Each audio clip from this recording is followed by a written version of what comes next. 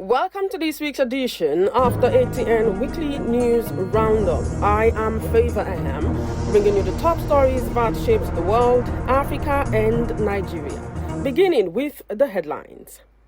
Nvidia projects higher fourth quarter revenue despite AI bubble fears. Klimt portrait sells for $236 million in a major art market rebound. Nicki Minaj banks Trump over claims of Christian persecution in Nigeria.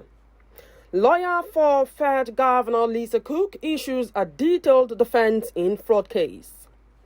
Former Harvard President Larry Summers steps aside amid Epstein email probe. Bangladesh ex-leader Sheikh Hasina sentenced to death in crackdown trial. Thousands march in Mexico City as Gen Z protests accelerate. Anthony Joshua and Jake Paul face off ahead of their December showdown. We started from news from the international scene. In the United States, Nvidia delivered a confident outlook for the final quarter of the year, projecting sales of $65 billion plus or minus 2%. The forecast beat Wall Street expectations and underscored the company's belief that global demand for artificial intelligence chips will continue to surge. Analysts valued the guidance as a sign that Nvidia remains well insulated from fears of an overheating AI sector, even as concerns about an investment bubble grow louder across financial markets. New York's art scene witnessed a historic moment as Gustav Klimt's portrait of Elizabeth Ledera sold for $236.4 million at the Sotheby's auction. The prize set a world record for a modern artwork sold at auction and marked the highest figure ever achieved for the Austrian artist. The painting, one of only two full-length Klimt portraits still in private hands, headlined the Leonard A. Lover collection. Its sales signaled a resurgence at the top of the art market after 3 years of muted activity and declining valuations. Moving on, American rapper Nicki Minaj stepped into global politics when she supported President Donald Trump's claims that Christians in Nigeria face rising persecution. Her remarks came during a United States-hosted event at the United Nations, where she argued that religious freedom should be universal and warned that faith communities remain under attack in many countries. Trump had earlier threatened to deploy American troops to Nigeria if Abuja failed to protect Christian groups, a statement that drew sharp diplomatic reactions. We have news that the legal battle around Federal Reserve Governor Lisa Cook intensified as her lawyer delivered the first comprehensive rebuttal to accusations of mortgage fraud.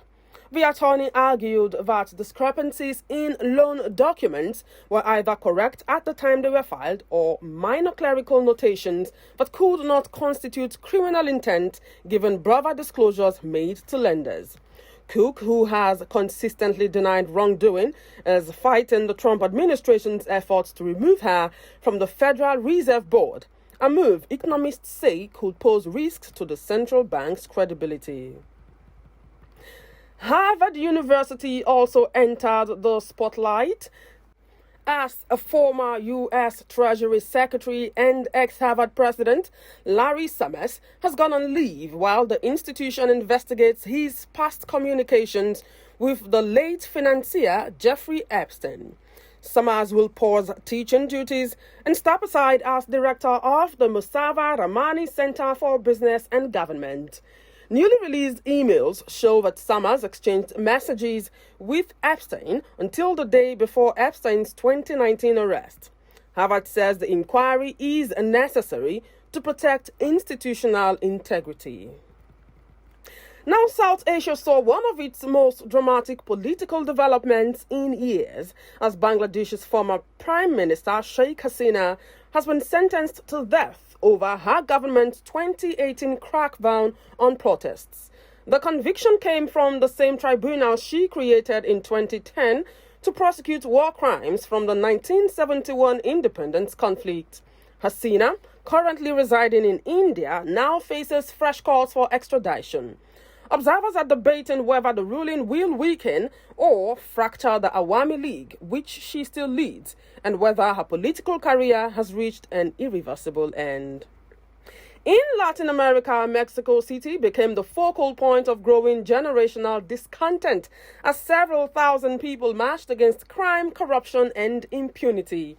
The demonstration, initially organized by Gen Z activists, eventually drew substantial support from older citizens across the political spectrum. The protest remained largely peaceful until clashes erupted between young demonstrators and the police.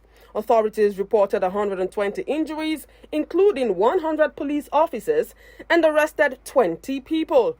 Analysts say the unrest reflects rising frustration with entrenched insecurity in the country. Moving on to news from sports and culture, we have news that boxing fans received a glimpse of December's blockbuster matchup as Anthony Joshua and Jake Paul faced off for the first time in Miami. The size difference between the two fighters dominated conversation, with Joshua towering over Paul at 6'6". Promoter Eddie Hearn later admitted he misled Paul's camp about Joshua's weight to secure a more favorable agreement for his fighter. The confrontation sets the stage for a highly publicized showdown scheduled for December 19th. Now, that is it on this week's News Roundup. Join us again next weekend for the top stories shaping the world, Africa, and Nigeria. I am Favor Aham.